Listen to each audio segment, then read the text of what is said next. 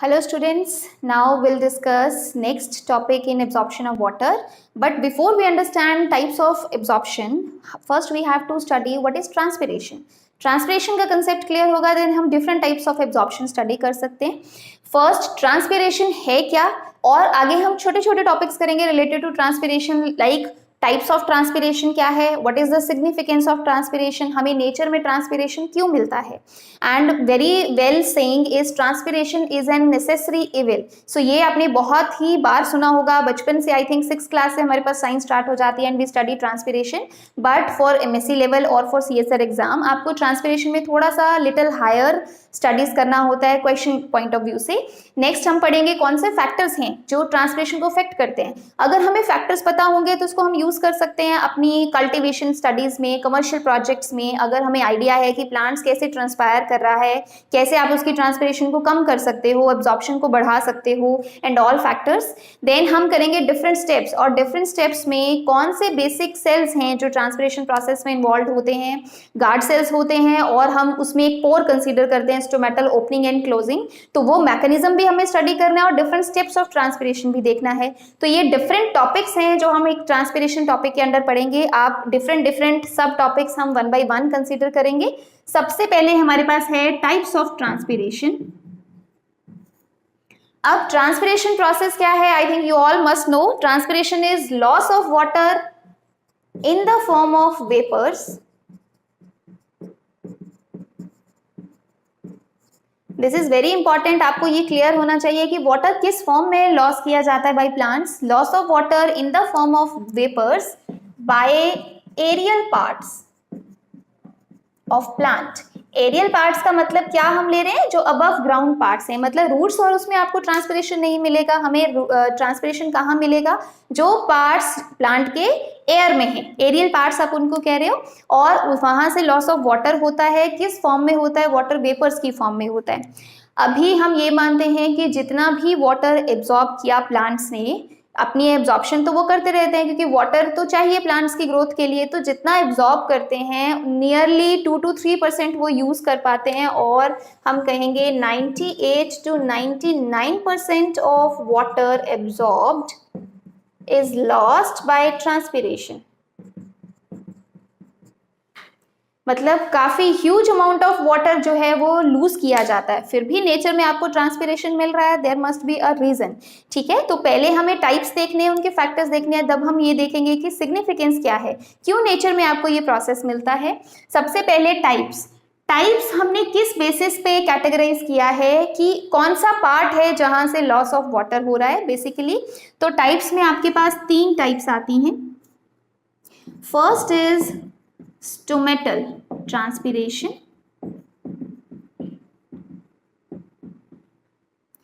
then second is cuticular transpiration, and third is lenticular transpiration. ठीक है, 3 types as the name suggest. आपको नाम से ही पता चल रहा है कि कौन कौन सी टाइप हमने किस बेसिस पे कहा. स्टोमेटल ट्रांसपिरेशन का मतलब है loss of water by stomata. And what is stomata? Stomata is simply a pore created by opening of guard cells. जब गार्ड सेल्स कहाँ प्रेजेंट होते हैं, लीव्स में है. लीव्स के अगर ये लीफ है तो अपर सरफेस पे भी हो सकते हैं, लोअर एपिडर्मिस में भी, अपर एपिडर्मिस में भी. समटाइम्स जो स्टोमेटा होते हैं वो किसी एक तरफ ज्यादा प्रेजेंट होते हैं, मोस्टली लोअर साइड पे प्रेजेंट होते हैं. बट कुछ प्लांट्स में आपको दोनों तरफ मिलेंगे. ठीक है, कुछ केसेस में आपको अपर साइड ज्यादा मिलते हैं, लाइक एक्वेटिक प्लांट्स में जिनके लीव्स फ्लोट कर रहे होते हैं तो स्टोमेटा अपर तरफ को होते हैं. ठीक है, तो जो स्टोमेटा है या गार्ड सेल्स जो हैं वो आपको लोअर एपिडर्मिस, अपर एपिडर्मिस दोनों जगह मिलेंगे. और थ्रू स्टोमेटा अगर लॉस ऑफ वाटर होता है तो हम कहते हैं loss of water in the form of water vapours, तो हम उसे कह रहे हैं stomatal transpiration. And you can say nearly 90% transpiration जो होता है वो इसी वजह से होता है, थ्रू गार्ड सेल्स ही होता है. 90% मतलब मेजर मोड ऑफ ट्रांसपिरेशन और loss of water is through stomata. Then cuticular transpiration क्या होता है? स्टोमेटा हम नेक्स्ट भी डिस्कस करेंगे। अगर ये लीफ है तो लीफ के एपिडर्मिस में हम इस तरह से शो करते हैं, गार्ड सेल्स प्रेजेंट हैं। यहाँ मैंने किडनी शेप गार्ड सेल्स बनाए हैं, बट अदरवाइज प्लांट्स में आपको डिफरेंट टाइप ऑफ स्टोमेटा मिल सकते हैं। डिफरेंट टाइप्स मीन्स वो डम्बेल शेप भी हो सकते हैं। अब कई बार वो वेल डिफरेंशिएटेड होते हैं, समटाइम्स वो डिफरेंशिएटेड नहीं होते हैं, ठीक है। समटाइम्स सनकन स्टोमेटा भी प्रेजेंट होते हैं, that will discuss later on. But अभी थ्रू स्टोमेटा अगर हो रहा है transpiration, that means that is stomatal transpiration and that is the major mode. Okay, next is cuticular. Cuticle क्या होता है? जो एरियल पार्ट्स होते हैं जनरली उसके ऊपर एपिडर्मिस के ऊपर एक wax like thin layer present होती है, ठीक है। हम इस तरह से बनाते हैं वो वैक्स लाइक थिन लेयर जो एरियल पार्ट्स में प्रेजेंट है, that is known as cuticle. Cuticle is made up of cutin, और क्यूटिकल में भी डिफरेंट कॉन्सेंट्रेशन हो सकता है, वैक्स का डिपोजिशन अलग अलग लेवल की होती है। थ्रू क्यूटिकल भी कई बार डायरेक्ट लॉस ऑफ वाटर हो जाता है। अगर तो वैक्सी लेयर बहुत थिक है तो लॉस ऑफ वाटर नहीं होता ज्यादा, लेकिन अगर वैक्स थिन है तो लॉस डायरेक्टली हो सकता है। मतलब वहां किसी पोर क्रिएट करने की जरूरत नहीं थी, डायरेक्टली वहां से लॉस ऑफ वाटर हो सकता है एरियल पार्ट से। उसको हम कहते हैं cuticular transpiration, means loss by cuticle, and this is nearly 9 to 10%। So second major mode हम मान सकते हैं क्यूटिकुलर ट्रांसपिरेशन को। देन थर्ड हमारे पास आता है lenticular transpiration, and it is considered very rare, क्योंकि ये हमें नियरली 0.1 to 1% मिलेगा, ठीक है। ये हमें इतना परसेंटेज मिलता है और ये बहुत ही कम होता है, क्योंकि लेंटिकुलर ट्रांसपिरेशन का मतलब है by lenticels. What are lenticels? Lenticels usually present होते हैं वुडी टिश्यू में। जैसे कोई बहुत बड़ा ट्री है, उसके वुडी टिश्यू में यहाँ आपको लूज सेल्स मिलेंगे, ठीक है। So these loose cells help in gaseous exchange, क्योंकि वुडी टिश्यू जो होता है उसमें बार्क होती है हर जगह, तो उसमें गैशियस एक्सचेंज प्रॉपर नहीं हो पाता। तो बहुत सारे वुडी प्लांट्स जो होते हैं वो कई कई जगह पे लेंटिसेल्स डेवलप कर लेते हैं। लेंटिसेल्स में लूज टिश्यू होता है, लूज टिश्यू होगा तो उसमें स्पेसेस बहुत ज़्यादा होते हैं। स्पेसेस ज़्यादा होते हैं तो वहाँ गैशियस एक्सचेंज ईजी हो जाता है। अब क्योंकि वहाँ पे गैशियस एक्सचेंज है, वहाँ पे इजिली एयर मूव कर सकती है और वो लूज टिश्यू है, तो वहाँ से वाटर का लॉस भी हो जाता है। तो ये वुडी टिश्यू में भी प्रेजेंट हो सकता है। समटाइम्स कुछ फ्रूट्स होते हैं, फ्रूट्स की जो स्किन होती है एपिडर्मिस, वहां भी लेंटिसेल्स प्रेजेंट होते हैं। तो हमें दो जगह पे लेंटिसेल्स मिलते हैं, या तो वुडी टिश्यू में या समटाइम्स किसी फ्रूट्स में। तो लेंटिसेल्स के थ्रू अगर लॉस ऑफ वाटर होता है तो उसे हम कहेंगे लेंटिकुलर ट्रांसपिरेशन। और क्योंकि ये बहुत ही कम प्लांट्स में प्रेजेंट है, बहुत ही कम फ्रूट्स हैं जिसमें लेंटिसेल्स होगा। वुडी ट्रीज कंपैरेटिवली कम छोटा सेक्शन हुआ आपके पास, ठीक है। एंजियोस्पर्म, जिम्नोस्पर्म, डिफरेंट टाइप है, तो जिसमें वो प्रॉपर वुडी बनेगा वहां लेंटिसेल्स डेवलप होंगे। सभी प्लांट्स में लेंटिसेल्स नहीं मिलेंगे, तो कंपैरेटिवली इसके थ्रू आपको रेयर मिलेगा ट्रांसपिरेशन, सबसे ज्यादा स्टोमेटल, उसके बाद क्यूटिकुलर। समटाइम्स ट्रांसपिरेशन के लिए एक और टाइप एक्सप्लेन किया जाता है जिसे हम कहते हैं फॉलियर ट्रांसपिरेशन। अगर फॉलियर वर्ड यूज किया है तो फॉलियर का मतलब होता है लीव्स। तो जब हम फॉलियर ट्रांसपिरेशन कह रहे हैं, that means loss of water by leaves. अगर हम प्लांट पार्ट के अकॉर्डिंग, मतलब यहाँ हमने डिसाइड किया था अकॉर्डिंग टू द स्ट्रक्चर या जो पार्ट जहाँ से एक्चुअल लॉस हो रहा है, यहाँ पे हम देख रहे हैं कौन सा मेजर पार्ट है, प्लांट का मेजर ऑर्गन है जो कि ट्रांसपिरेशन में इन्वॉल्व है, वो लीव्स हैं। अब फॉलियर में क्या लेंगे? लीव्स में स्टोमेटा भी प्रेजेंट है, लीव्स में क्यूटिकल भी है, तो देखा जाए फॉलियर जो है उसमें हम स्टोमेटल प्लस क्यूटिकल ले रहे हैं, लेकिन सिर्फ किसका? लीव्स का। उसको हम कह देंगे फॉलियर ट्रांसपिरेशन। और फॉलियर ट्रांसपिरेशन भी एक बहुत अच्छा मोड माना जाता है, क्योंकि लीव्स में ही सबसे ज्यादा स्टोमेटा प्रेजेंट है, क्यूटिकल भी वहां प्रेजेंट होगा तो वहां से लॉस होता है, तो उसे आप फॉलियर ट्रांसपिरेशन कहेंगे। सो ये हमने types of transpiration, first topic we have done types of transpiration. Types of transpiration किस बेसिस पे हमने लिया कि कौन सा एक्चुअल में पार्ट है जहां से लॉस ऑफ वाटर हो रहा है। So next subtopic is what is the significance of transpiration? Significance means उसका क्या benefit है प्लांट को जिसकी वजह से प्लांट ट्रांसपिरेशन शो करता है। सिग्निफिकेंस में आपके पास 2-3 पॉइंट्स हैं। नंबर 1, अगर ट्रांसपिरेशन नहीं होगा तो एब्जॉर्प्शन ऑफ वाटर नहीं होता है। सो ये हम डिटेल में करेंगे, बट जो पैसिव एब्जॉर्प्शन प्लांट्स में देखा गया absorption of water, that is due to transpiration process. तो अगर ट्रांसपिरेशन प्रोसेस ना चले तो एब्जॉर्प्शन भी नहीं होगा। तो दैट मीन्स ट्रांसपिरेशन जरूरी है। जरूरी क्यों है? क्योंकि प्लांट्स को क्या एब्जॉर्ब करना है? वाटर। अब प्लांट पानी के साथ साथ मिनरल्स भी एब्जॉर्ब करता है, तो उसको आप कह सकते हो एब्जॉर्प्शन ऑफ मिनरल्स भी हम टर्म यूज कर सकते हैं, और we can say translocation of minerals. तो ऑब्वियसली वो सॉइल से मिनरल्स भी तभी गेन कर सकता है जब वाटर एंटर करेगा, वाटर तभी एंटर करेगा जब एब्जॉर्प्शन होगा। तो प्लांट को मिनरल्स भी चाहिए, वाटर भी चाहिए, दोनों के एब्जॉर्प्शन में कौन हेल्प कर रहा है? Process transpiration.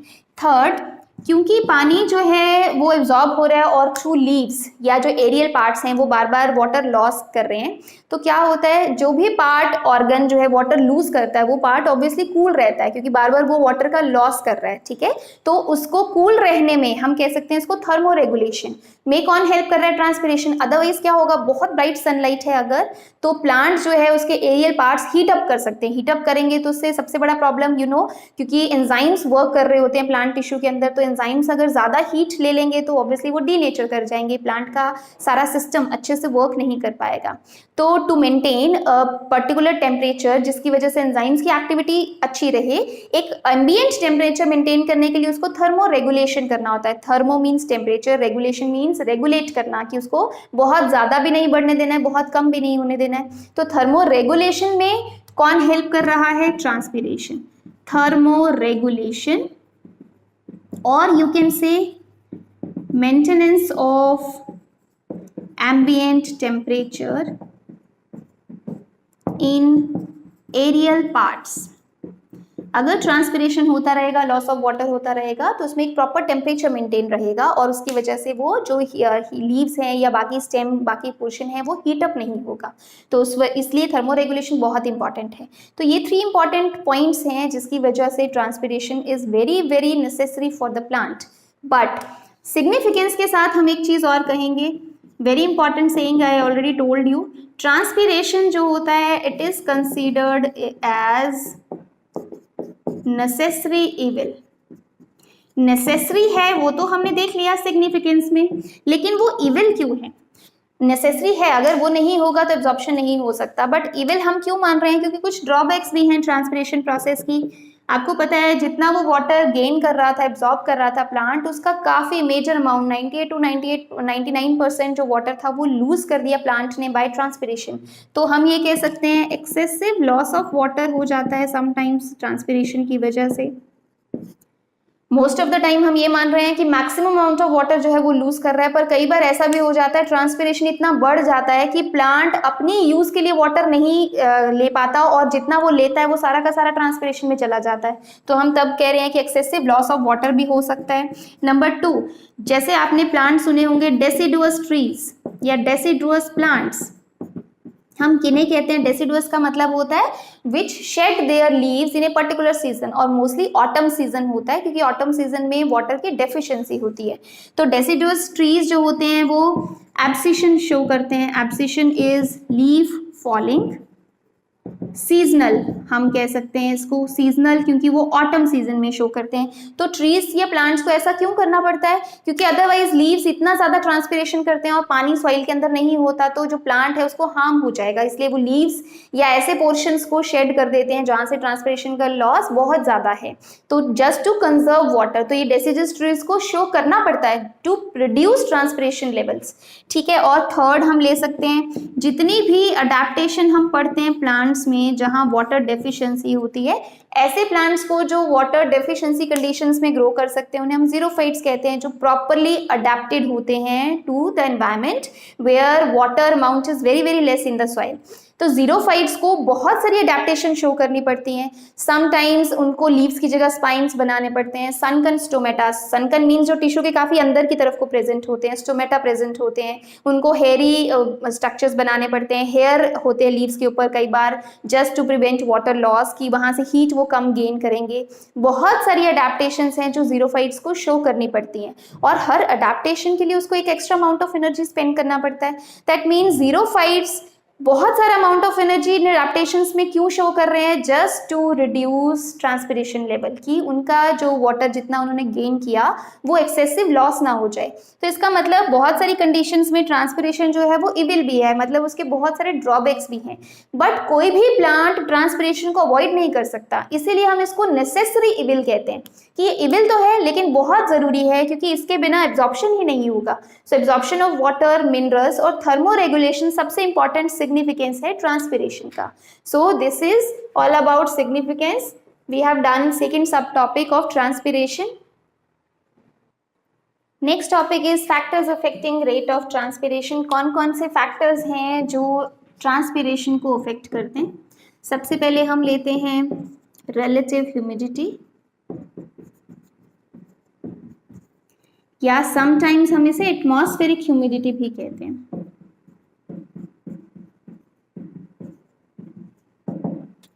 रिलेटिव ह्यूमिडिटी और एटमॉस्फेरिक ह्यूमिडिटी।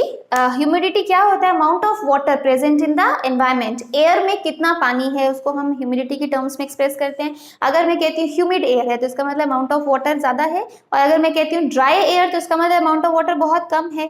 ठीक है, तो हम इसको परसेंटेज फॉर्म में भी एक्सप्रेस करते हैं, हम कंपैरिजन फॉर्म में। तो ह्यूमिडिटी के साथ ट्रांसपिरेशन का क्या रिलेशन है? सपोज ये हम प्लांट शो कर रहे हैं, प्लांट में हमने यहाँ शो कर दिया guard cells, guard cells open, यहाँ स्टोमेटा के थ्रू वाटर का लॉस हो रहा है।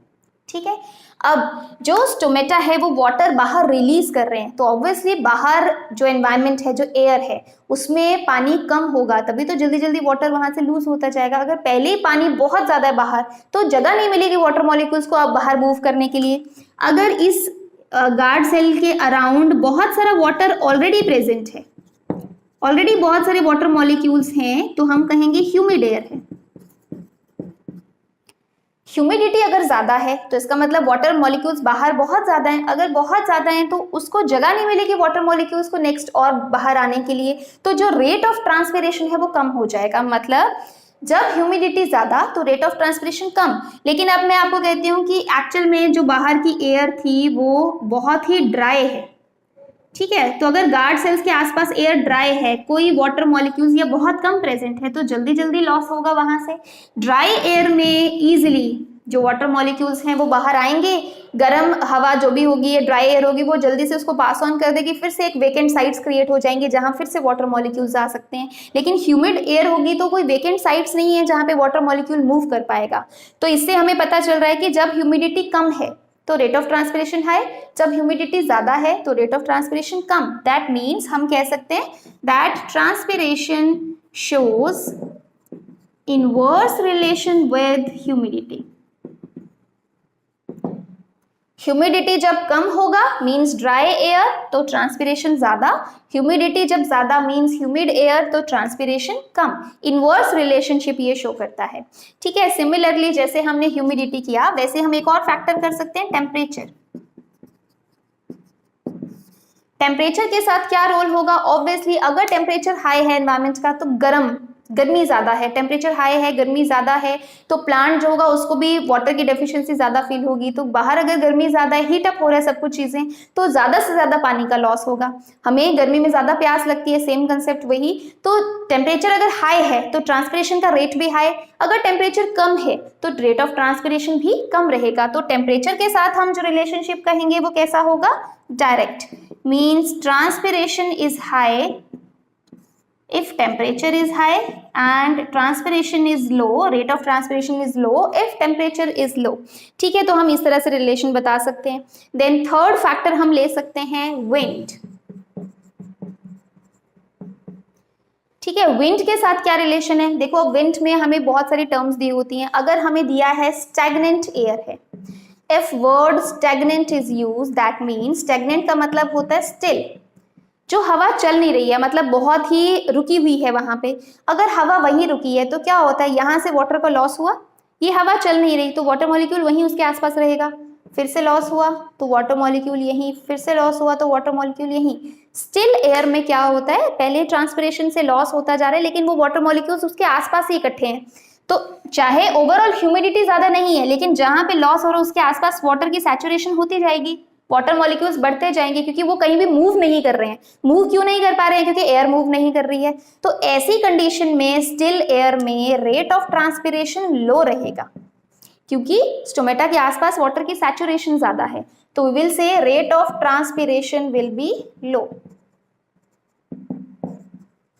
ठीक है, अब हमें दिया है अगर मूविंग एयर है, ऑब्वियसली अगर एयर मूव करेगी तो वो अपने साथ वाटर मॉलिक्यूल्स ले जाएगी, फिर से वेकेंट साइट्स क्रिएट हो जाएंगी, तो फिर से और वाटर बाहर निकल सकता है। ठीक है, तो अगर हमें दिया है मूविंग एयर या हमें दिया है दैट विंड इज ब्लोइंग, तो जैसे जैसे हवा की स्पीड बढ़ती जाएगी वैसे वैसे रेट ऑफ ट्रांसपिरेशन भी इंक्रीज करता जाएगा। या इसके कंपैरिजन में मैं कहूंगी रेट ऑफ ट्रांसपिरेशन क्या होगा? हाई। स्टिल एयर में रेट ऑफ ट्रांसपिरेशन लो था, लेकिन मूविंग एयर में रेट ऑफ ट्रांसपिरेशन क्या होगा? हाई। बट मूविंग एयर की स्पीड कितनी जा सकती है जिसमें हम कहेंगे रेट ऑफ ट्रांसपिरेशन बढ़ता जाएगा? अगर सपोज जो मूविंग एयर है उसकी स्पीड इतनी ज्यादा हो जाती है कि उसको हम वायलेंट स्पीड में लेते हैं, मतलब स्टॉर्म हम कंसीडर कर रहे हैं, तूफान आ गया है, तो क्या रेट ऑफ ट्रांसपिरेशन और बढ़ जाएगा? नो। तूफान अगर आ जाता है मींस अगर हम स्पीड मैक्सिमम लेते हैं और we can say storm condition है, स्टॉर्मी कंडीशन है, that is considered as stress for plants. तो प्लांट्स ये नहीं करेगा कि वो अपना ट्रांसपिरेशन और ज्यादा बढ़ा देगा। प्लांट जो है स्टॉर्म कंडीशन को क्या लेगा? स्ट्रेस। और स्ट्रेस कंडीशन में हमेशा याद रखना that stomata are closed.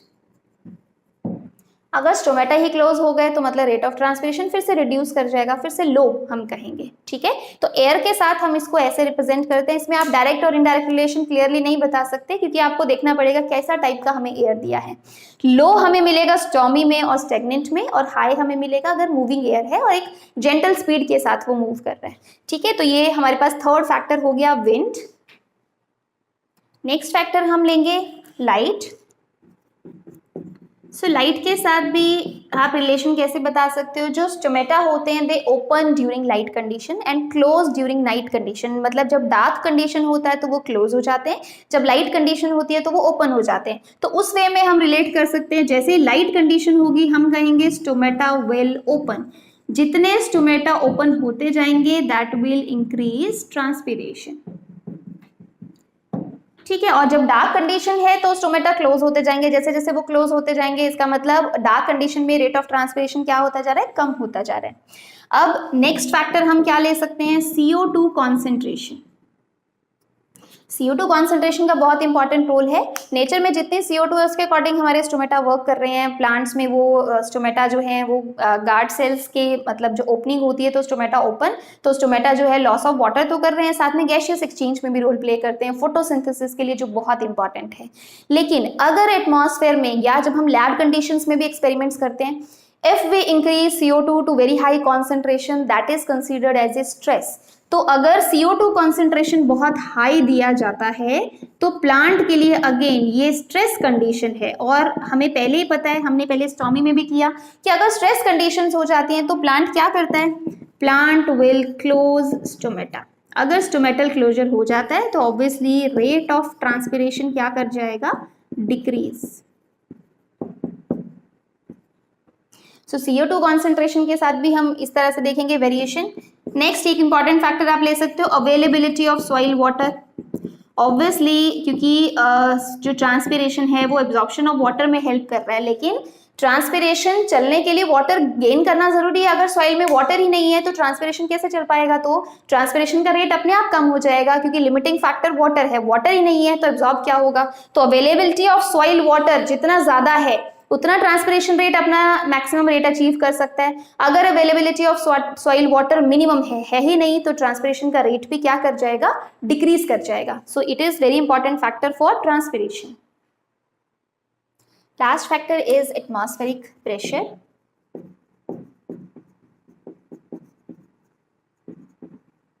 So atmospheric pressure का अगर हम ट्रांसपिरेशन के साथ रिलेशन देखें तो इनवर्स रिलेशन होता है। Means if atmospheric pressure is low that means transpiration is high.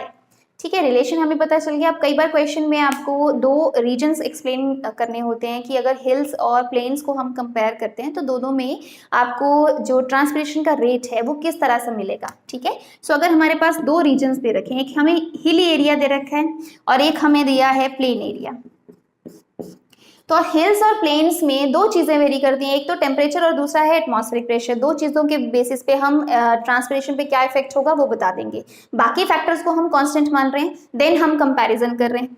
तो हिल्स में लो टेम्परेचर है और लो ही एटमॉस्फेरिक प्रेशर है। अगर हम प्लेन्स की बात करें तो हाई टेम्परेचर है और हाई एटमॉस्फेरिक प्रेशर है।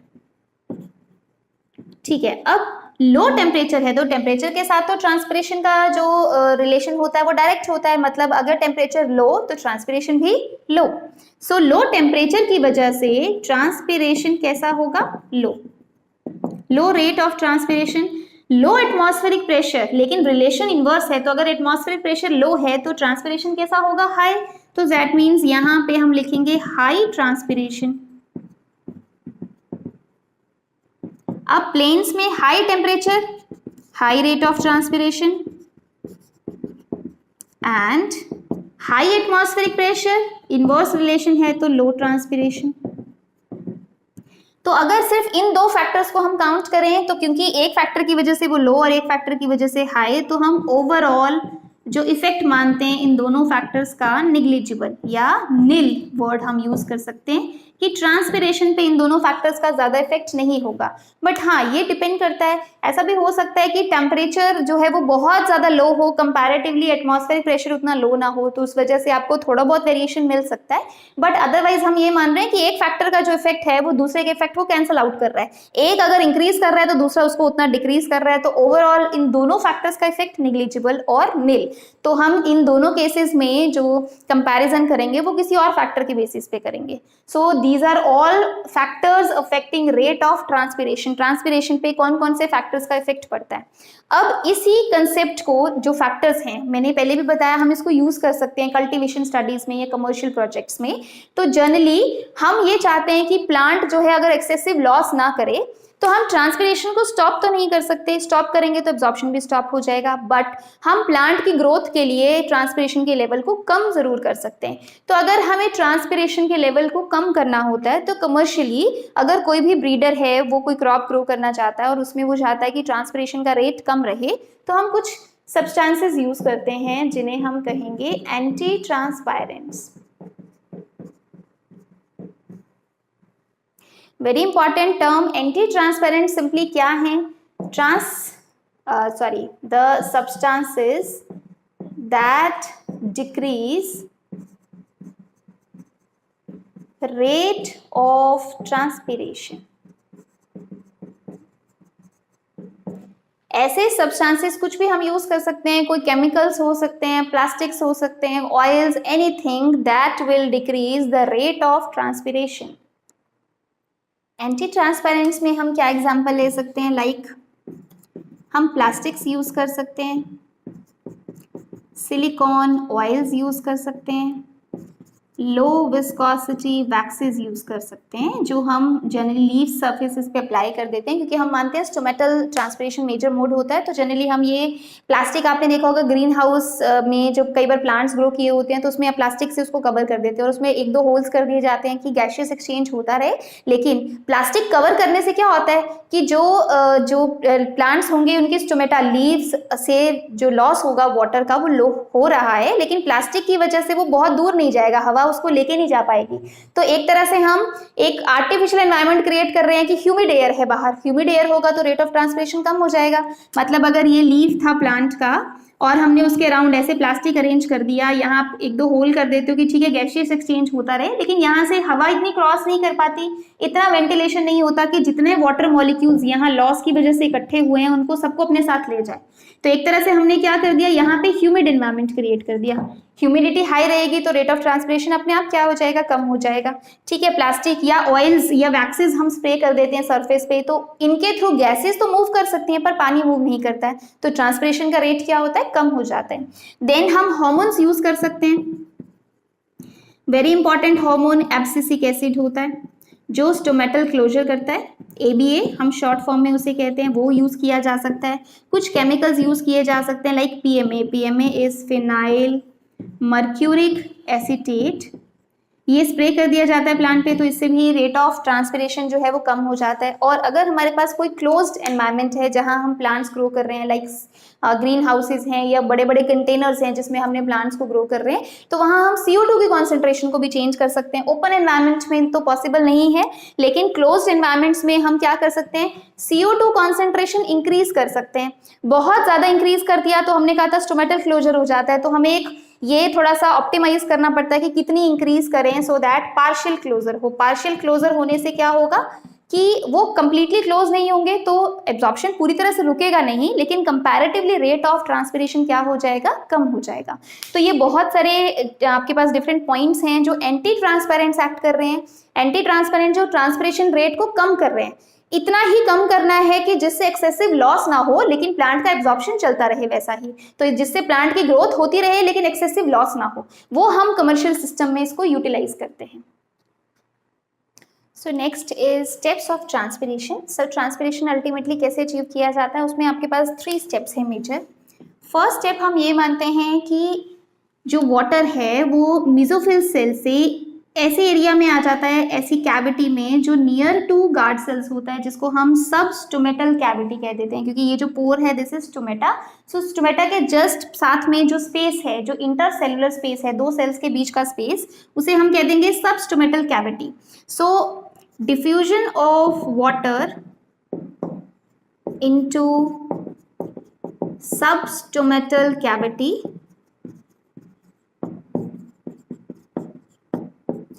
through the mesophyll cells. This is the structure of leaf. I think all of you know about the various parts, but let me again explain. First, सबसे ऊपर जो layer हमें मिल रही है that is cuticle. हमने पहले कहा एरियल पार्ट्स में जो एपिडर्मिस होता है, above lower and upper epidermis दोनों में क्यूटिकल प्रेजेंट होगा. This is the upper epidermis and this is the lower epidermis. Between 2 epidermis जितना भी टिश्यू होता है उसे हम कहते हैं मेसोफिल टिश्यू। तो अब हम कलेक्टिवली ये लिख सकते हैं कि जितना भी ये सारा टिश्यू है this is mesophyll. Mesophyll is the photosynthetic tissue जिसमें बहुत सारा क्लोरोफिल होता है, जो हमने डॉटेड शो किया that is chlorophyll, chloroplast sorry, उसमें बहुत सारा क्लोरोफिल प्रेजेंट होता है। ठीक है, अब आपके पास जो मेसोफिल है वो एक ही तरह के सेल्स भी हो सकते हैं, समटाइम्स वो डिफरेंशिएटेड होते हैं इनटू 2 टाइप ऑफ सेल्स जो हमने बनाए हैं। एक 1 to 2 लेयर्स जो होती हैं वो कॉम्पैक्ट सेल्स की होती हैं। कॉम्पैक्ट सेल्स हम उन्हें कह रहे हैं जिनके बीच में कोई स्पेस नहीं है, तो कॉम्पैक्ट सेल्स को हम कह देते हैं palisade parenchyma. Parenchyma you know जो लिविंग सेल्स होते हैं, और जो लूज टिश्यू होता है मेसोफिल में ही एक और टाइप जिसमें बहुत सारे बीच में स्पेसेस होते हैं, ये आपको दिख रहे हैं, उसको हम कह देते हैं स्पॉन्जी पैरेन्काइमा।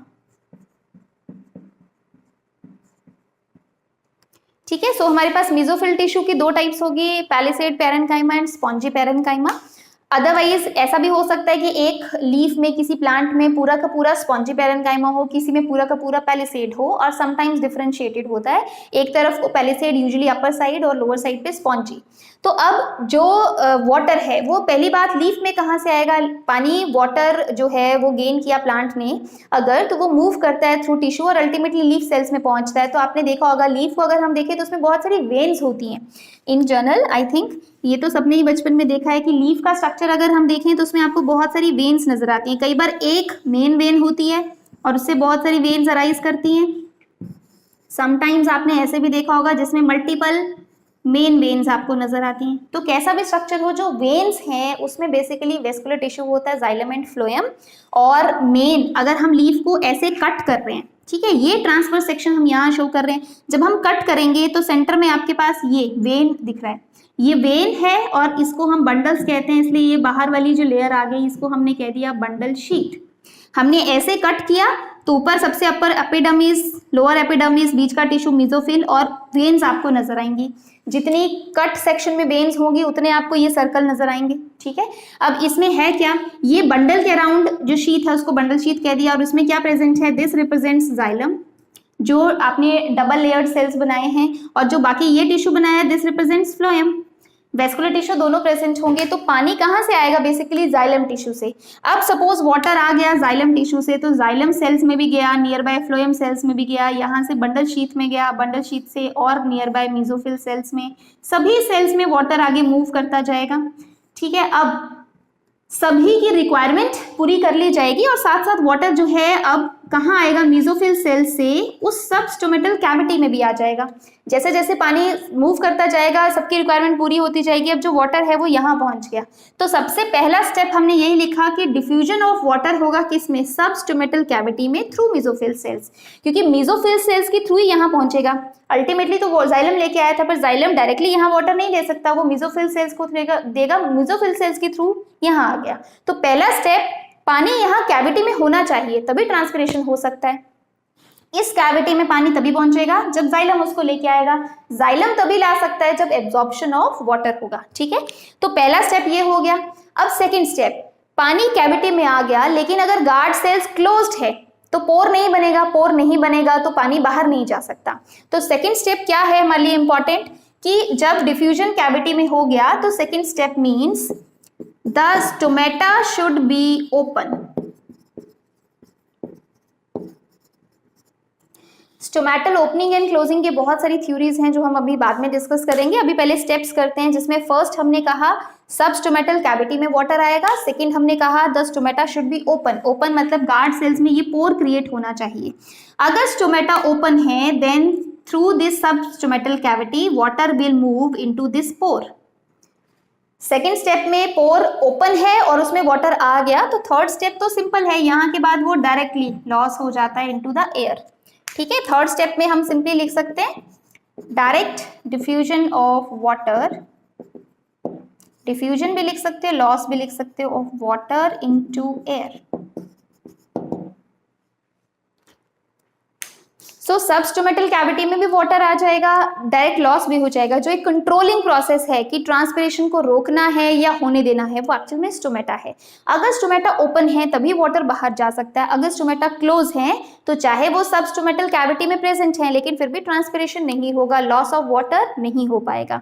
अल्टीमेटली जब वाटर हवा में आ जाएगा तभी हम लॉस कहेंगे कंप्लीट। तो स्टोमेटल ओपनिंग एंड क्लोजिंग सबसे कंट्रोलिंग फैक्टर है कि ट्रांसपिरेशन को कम करना है या ज्यादा करना है, या ट्रांसपिरेशन होगा या नहीं होगा। तो ये तीन स्टेप्स तो हमारे लिए इंपॉर्टेंट है। सबसे इंपॉर्टेंट अब हमने स्टडी करना है कि स्टोमेटा ओपन या क्लोज कैसे किए जाते हैं। So next will study opening and closing of stomata. सबसे पहले हमें ये अंडरस्टैंड करना है कि कब स्टोमेटा ओपन कहेंगे, कब स्टोमेटा क्लोज। तो अगर तो गार्ड सेल्स, ठीक है, गार्ड सेल्स के थ्रू ये पोर क्रिएट होता है। अगर गार्ड सेल्स हमने बनाए फ्लैसिड, अब हमें पता है गार्ड सेल्स फ्लैसिड का मतलब क्या है, दे हैव नो वाटर और very less amount of water.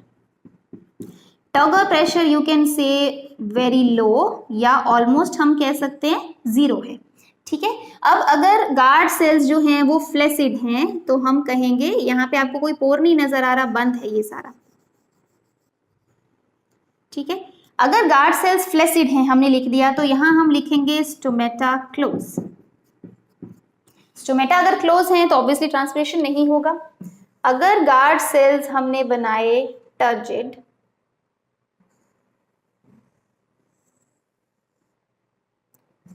if guard cells are turgid, that means stomata open। यहाँ पे सेंटर में एक पोर क्रिएट हो जाता है, उसे हम कह देंगे स्टोमेटा ओपन। अब क्वेश्चन ये है कि फ्लैसिड गार्ड सेल से टर्जिड गार्ड सेल्स कैसे बनेंगे। ठीक है, हमने एपिडर्मिस में देखा गार्ड सेल्स के दोनों तरफ एपिडर्मल सेल्स प्रेजेंट होते हैं। तो अब कंसेप्ट ये है कि जब गार्ड सेल्स फ्लैसिड होते हैं तो उसमें वाटर नहीं है लेकिन ऑस्मोटिक प्रेशर तो है, मतलब उसमें सॉल्यूट्स तो हैं। अगर सॉल्यूट्स का कॉन्सेंट्रेशन इंक्रीज कर दिया जाए, ज्यादा से ज्यादा सॉल्यूट्स बढ़ा दिए जाएं गार्ड सेल के अंदर, तो ऑस्मोटिक प्रेशर इंक्रीज करेगा। और ऐसा सेल जिसके पास सॉल्यूट्स ज्यादा होते हैं उसकी एबिलिटी टू टेक वाटर वो भी इंक्रीज करती जाएगी। तो ऑस्मोटिक प्रेशर अगर इंक्रीज कर रहा है, मैं नियर बाय सेल यहाँ बना रही हूँ एपिडर्मिस का, यहाँ हम शो कर रहे हैं कि ऑस्मोटिक प्रेशर इंक्रीज कर रहा है, तो ऑब्वियसली उसका डीपीडी भी क्या करेगा, इंक्रीज। अगर हाई डीपीडी है तो डेफिशिएंसी ज्यादा है, डेफिशिएंसी ज्यादा है then it can gain water, तो वो क्या करता है नियर बाय सेल से वाटर ले लेता है। ठीक है, आप दोनों तरफ ऐसे बना सकते हो। नियर बाय सेल से अगर वाटर गेन करेगा तो ऑब्वियसली वाटर गेन करने से क्या होगा, धीरे धीरे टर्जिडिटी इंक्रीज करती जाएगी, टर्जिडिटी इंक्रीज करते जाएंगे तो हम सेल्स को कैसा बनाएंगे, टर्जिड। जब वो टर्जिड हो गए तो स्टोमेटल क्या हो गया, ओपनिंग। तो कंसेप्ट यही है, बेसिकली हमें वाटर की एंट्री करवानी है। एक बार वाटर की एंट्री हो गई गार्ड सेल्स में तो वो स्टोमेटा ओपन कर जाएगा, लेकिन वाटर तभी एंटर करेगा जब उस गार्ड सेल में क्या प्रेजेंट हो, सॉल्यूट्स। डेफिशिएंसी हाई होनी चाहिए, सॉल्यूट्स का अमाउंट ज्यादा होना चाहिए। तो इसका मतलब हमें ये देखना है कि कौन से सॉल्यूट्स हैं जो गार्ड सेल्स में बढ़ते हैं। जो सॉल्यूट्स गार्ड सेल में बढ़ेंगे उसी से वाटर की एंट्री होगी और गार्ड सेल्स ओपन हो जाएंगे और स्टोमेटा ओपन हो जाएगा, गार्ड सेल्स टर्जिड हो जाएंगे। तो अब कौन से सॉल्यूट्स हैं इसके बेसिस पे बहुत सारी थ्योरीज दी गई हैं, theories that explain opening and closing of stomata. Let's discuss one by one. First theory is starch sugar conversion theory. तो ये सिंपली क्या कहता है कि डे टाइम में क्या होता है, in the guard cells pH increase, और जब इंक्रीज्ड पीएच होती है तो स्टार्च की हाइड्रोलिसिस की जाती है। स्टार्च की हाइड्रोलिसिस से वो अल्टीमेटली ग्लूकोज 1 फॉस्फेट या सिंपली हम लिख सकते हैं ग्लूकोज बन जाता है। यहाँ पे एंजाइम काम करेंगे स्टार्च हाइड्रोलेज। ठीक है, सो अल्टीमेटली हमने जो स्टार्च है वो कॉम्प्लेक्स सबस्ट्रेट है। देखो जब भी हम ऑस्मोटिक प्रेशर की बात करेंगे एक बात क्लियर है कि जो सॉल्यूट होना चाहिए वो सॉल्यूबल होना चाहिए। ऐसा नहीं कि अगर जैसे सपोज हम वाटर में चॉक मिक्स कर देते हैं तो चॉक जो होता है उसमें कंप्लीटली सॉल्युबल नहीं होता, वो आपको पार्टिकल्स नजर आते रहेंगे तो उससे ऑस्मोटिक प्रेशर पे कोई चेंज नहीं आएगा। लेकिन अगर एक सॉल्युबल सॉल्यूट डालेंगे, लाइक हमने शुगर ऐड कर दिया, सॉल्ट ऐड कर दिया, तो वो हमेशा इंक्रीज करेगा। ठीक है, अब वैसे ही अगर हम एक कॉम्प्लेक्स सबस्ट्रेट ऐड करेंगे जो बहुत कॉम्प्लेक्स है, बहुत सारी यूनिट से बना है, उससे ऑस्मोटिक प्रेशर पे कोई चेंज नहीं आएगा। लेकिन अगर आपने छोटे छोटे मॉलिक्यूल्स ऐड किए, ग्लूकोज ऐड कर दिया, उससे ऑस्मोटिक प्रेशर चेंज होगा। हमें गार्ड सेल्स में ऑस्मोटिक प्रेशर को इंक्रीज करना है, वो तभी इंक्रीज होगा जब नंबर ऑफ सॉल्यूट्स इंक्रीज करेंगे। नंबर ऑफ सॉल्यूट्स सॉल्युबल होने चाहिए।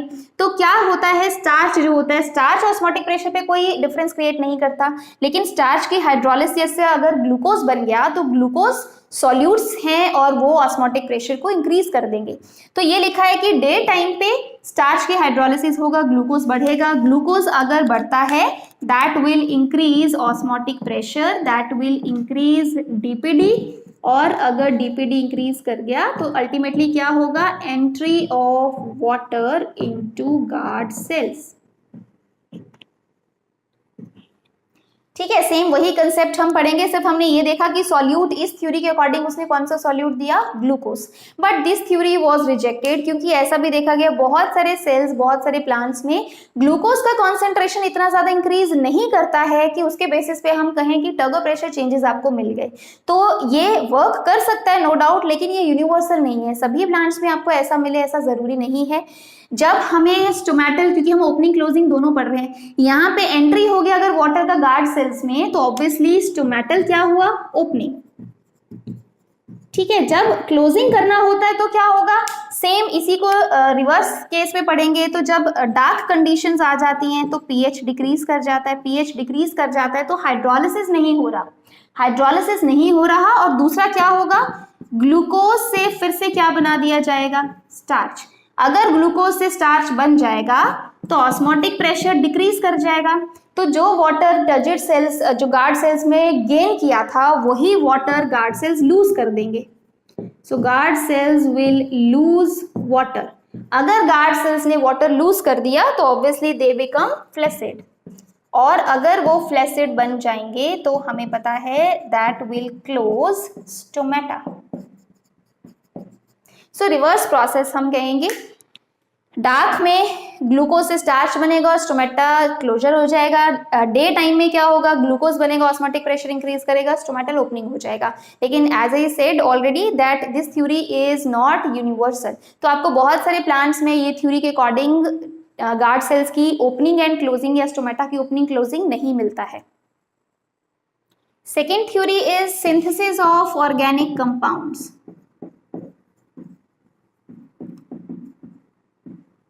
ठीक है, कुछ साइंटिस्ट ने ये प्रपोज किया कि एक्चुअल में डे टाइम में क्या होता है, डे टाइम में आपको पता है कौन सी प्रोसेस चल रही होती है, फोटोसिंथेसिस।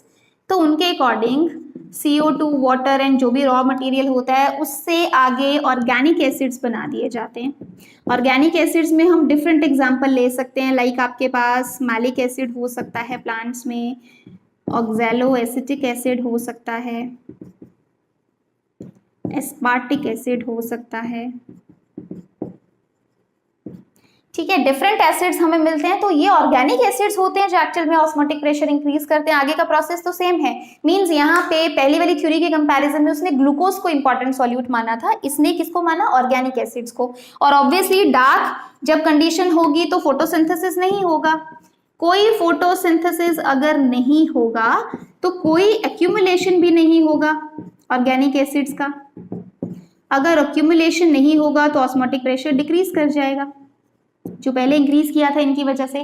तो आगे के सारे स्टेप्स तो सेम रहेंगे, सिर्फ इसने सॉल्यूट चेंज किया। उसने कहा कि जो मेन सॉल्यूट है जिसकी वजह से ओपनिंग होता है स्टोमेटा का, दैट इज ऑर्गेनिक एसिड्स, और जब वो नहीं बनते हैं तो स्टोमेटल क्लोजर हो जाता है। लेकिन ये थ्योरी भी यूनिवर्सल नहीं है, क्योंकि बहुत सारे प्लांट्स में ऐसा देखा गया कि फोटोसिंथेसिस से इतना ज्यादा बिल्डअप नहीं हो पाता है ऑर्गेनिक एसिड्स का कि उसकी वजह से हम कहें स्टोमेटल क्लोजर हो जाता है। और सेकेंड थिंग, फोटोसिंथेसिस तभी काम कर सकता है जब CO2 का गेन हो, और CO2 गेन करने के लिए भी स्टोमेटल ओपनिंग जरूरी है। तो पहले कैसे स्टार्ट हो जाएगा जब हम कहेंगे कि अभी उसने CO2 गेन ही नहीं किया था। तो ये थ्योरी भी हम कह सकते हैं, बहुत सारे प्लांट्स हैं जिनमें ऑर्गेनिक एसिड्स का बिल्डअप मिला है, but it is not universal. तो आप हर प्लांट के लिए इस थ्योरी को अप्लाई नहीं कर सकते हो। सो सेकेंड थ्योरी भी यूनिवर्सल नहीं है। Next theory is ATP driven H positive K positive exchange pump theory. तो ये सिंपली कहता है कि सपोज अगर ये गार्ड सेल्स हम ले रहे हैं जो फ्लैसिड अभी हम कंसीडर कर रहे हैं, तो ये जो गार्ड सेल्स हैं वो नियर बाय एपिडर्मल सेल से ऑब्वियसली वाटर गेन करेंगे, तभी टर्जिड होंगे, तभी स्टोमेटा ओपन होंगे। तो ये थ्योरी जो हमने सेकेंड थ्योरी पढ़ा ऑर्गेनिक एसिड्स का, उसी के कंसेप्ट को लेता है, लेकिन उसको थोड़ा सा उसने मॉडिफाई किया। सो साइंटिस्ट सेड कि एक्चुअल में गार्ड सेल्स की मेम्ब्रेन में एक पंप प्रेजेंट होता है जिसको हम H positive K positive exchange pump कहते हैं। सो इसलिए इसका नाम भी यही रखा गया है। और जो पंप्स होते हैं मोस्टली वो ATP के बेसिस पे वर्क करते हैं, तो इसलिए हम इसको ATP ड्रिवन कह रहे हैं, एक्टिव प्रोसेस होती है। सो अब होता क्या है, गार्ड सेल्स में फोटोसिंथेसिस की वजह से क्या होता है, कुछ बिल्डअप हो जाता है ऑर्गेनिक एसिड्स का। पहली थ्योरी के अकॉर्डिंग ऑर्गेनिक एसिड सफिशिएंट थे, बट ये थ्योरी ये कहता है कि ऑर्गेनिक एसिड्स का बिल्डअप इतना ज्यादा नहीं मिला था कि जिसके बेसिस पे टर्बो प्रेशर चेंजेस मिल जाएं। ऑर्गेनिक एसिड बन गए, सपोज हम मैलेट ले रहे हैं, मैलिक एसिड बना। अब यूजुअली क्या होता है जब मैलिक एसिड बनता है, जो भी एसिड है वो वाटर के प्रेजेंस में टूट जाता है, तो यहाँ पे वो क्या बना देगा, वो एक मैलेट आयन बना देगा, नेगेटिव आयन, और H पॉजिटिव बना देगा। एसिड है क्योंकि COOH है, तो H हमने अलग कर दिया, COO नेगेटिव वाले को हमने मैलेट लिख दिया, ठीक है, इसको आप RCOO नेगेटिव लिख सकते हो। अब जो मैलेट आयंस हैं उनकी वजह से ऑस्मोटिक प्रेशर चेंजेस हो सकते हैं, बट H पॉजिटिव जो होता है वो ज्यादा ऑस्मोटिक प्रेशर पे चेंज नहीं करता। pH हम कह सकते हैं इंक्रीज कर रहा है H पॉजिटिव की वजह से, सॉरी डिक्रीज कर रहा है, एसिडिक होता जा रहा है, लेकिन जो मैलेट आयंस हैं वो ऑस्मोटिक प्रेशर पे ज्यादा जो डिफरेंस है वो क्रिएट कर सकते हैं। तो अब क्या होता है, जो एक्सचेंज पंप प्रेजेंट होता है वो H पॉजिटिव K पॉजिटिव है। जो ये H पॉजिटिव बनते हैं वो H पॉजिटिव भेज दिए जाते हैं नियर बाय सेल्स में, और वहां से इन रिटर्न K पॉजिटिव का एक्सचेंज हो जाता है, क्योंकि H पॉजिटिव का ज्यादा इफेक्ट नहीं था ऑस्मोटिक प्रेशर पे, पर K पॉजिटिव का होता है। तो इसका मतलब एक तो मैलेट आयन थी ऑलरेडी प्रेजेंट, दूसरा उसने नियर बाय सेल से K पॉजिटिव ले लिया in exchange of H positive. तो हमारे पास अब दो इंपॉर्टेंट आयन्स होगी जो ऑस्मोटिक प्रेशर को इफेक्ट कर सकती हैं। कई बार देखो, अब जो मैलेट बना था, मैलेट तो K पॉजिटिव के साथ बैलेंस हो गया, क्योंकि ये नेगेटिव है ये पॉजिटिव है, ठीक है, आपके पास 2 आयन्स हो गई। कई बार क्या होता है, सेल्स के अंदर ऑलरेडी भी तो H पॉजिटिव प्रेजेंट हो सकते हैं, जरूरी नहीं है कि जो मैलिक एसिड के टूटने से बना वही H पॉजिटिव है। तो समटाइम्स H पॉजिटिव का एक्सचेंज K पॉजिटिव के साथ ज्यादा हो जाता है। तो इसका मतलब आपके पास गार्ड सेल्स में K पॉजिटिव ज्यादा हो गया, जितना मैलिक एसिड का H पॉजिटिव से एक्सचेंज किया था उतने उसने तो बैलेंस कर दिया मैलेट को, पर हो सकता है सेल के अंदर ऑलरेडी H पॉजिटिव हो पहले से प्रेजेंट और वो H पॉजिटिव भी एक्सचेंज कर लिए, तो आपके पास ज्यादा K पॉजिटिव आ जाता है। इन आयंस को बैलेंस करने के लिए समटाइम्स नियर बाय सेल से एक और आयन गेन कर ली जाती है Cl नेगेटिव, तो आपके पास K पॉजिटिव Cl नेगेटिव बन गया। तो Cl नेगेटिव तभी आएगा जब आपके पास एक्स्ट्रा के पॉजिटिव होंगे। तो इसलिए Cl नेगेटिव को हम जस्ट काउंटर आयन मानते हैं। काउंटर आयन क्या होती है? जो बैलेंस करती है दूसरी आयन को। तो ये जरूरी नहीं है, लेकिन आपके पास ओवरऑल हम कह सकते हैं 3 इंपॉर्टेंट आयन्स होगी, मैलेट, के पॉजिटिव एंड Cl नेगेटिव। अब ये तीन मिलके ऑब्वियसली इतना इफेक्ट कर सकते हैं कि ऑस्मोटिक प्रेशर चेंज हो जाए। ऑस्मोटिक प्रेशर अगर इंक्रीज करेगा तो नियर बाय सेल से वाटर की एंट्री हो जाएगी। सिर्फ ऑर्गेनिक एसिड अकेला जो है वो रिस्पॉन्सिबल नहीं था, इसीलिए इस थ्योरी ने जस्ट पहले वाली थ्योरी को मॉडिफाई किया है। तो अब हमारे पास हम ये कह सकते हैं कि जब गार्ड सेल्स में बिल्डअप हो जाएगा किसका? के पॉजिटिव का, मैलेट नेगेटिव का और Cl नेगेटिव का, this will increase osmotic pressure.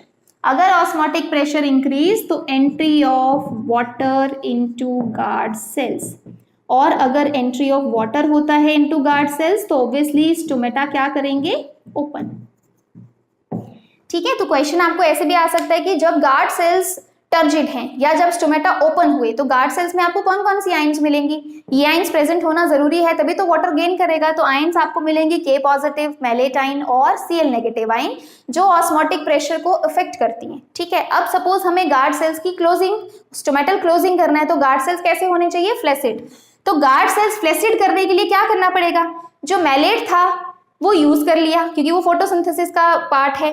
ठीक है, जो Cl नेगेटिव है, जो के पॉजिटिव है, या तो उसको रिटर्न कर दिया जाता है या तो उसको भी कहीं और यूज कर लिया जाता है। तो आपके पास आयंस का कॉन्सेंट्रेशन डिक्रीज। अगर आयंस का कॉन्सेंट्रेशन डिक्रीज कर जाएगा तो एंट्री ऑफ वाटर नहीं होगा, और जो वाटर प्रेजेंट था, जो ड्यू टू आयंस आया था, वो वाटर फिर से वापस भेज दिया जाएगा into the nearby cells. अगर लॉस ऑफ वाटर हो गया गार्ड सेल से तो ऑब्वियसली गार्ड सेल्स फिर से क्या हो जाएंगे? फ्लैसिड। फ्लैसिड अगर हो जाते हैं तो that means stomatal closure. So this is the best theory to explain stomatal opening and closing. ये सबसे बेस्ट थ्योरी मानी जाती है और ये यूनिवर्सल माना जाता है कि सभी प्लांट्स में हमने देखा है कि ये 3 आयंस का एक्यूमुलेशन मिला है जब भी गार्ड सेल्स की ओपनिंग हुई है, स्टोमेटल ओपनिंग हुआ है। तो ये थ्योरी को हम अब यूनिवर्सल और बेस्ट थ्योरी मान सकते हैं, that explains opening and closing of stomata. यही वो स्टेप है जो ट्रांसपिरेशन को कंट्रोल कर सकता है। सो this is all about transpiration. अब हम ट्रांसपिरेशन को कंसेप्ट को अप्लाई करेंगे कि एब्जॉर्प्शन ऑफ वाटर में हम देखेंगे कि ट्रांसपिरेशन का कैसे रोल हमें मिलता है। So in the next class we will discuss absorption of water, और उसी में हम टाइप्स ऑफ एब्जॉर्प्शन में कंसिडर करेंगे ट्रांसपिरेशन भी।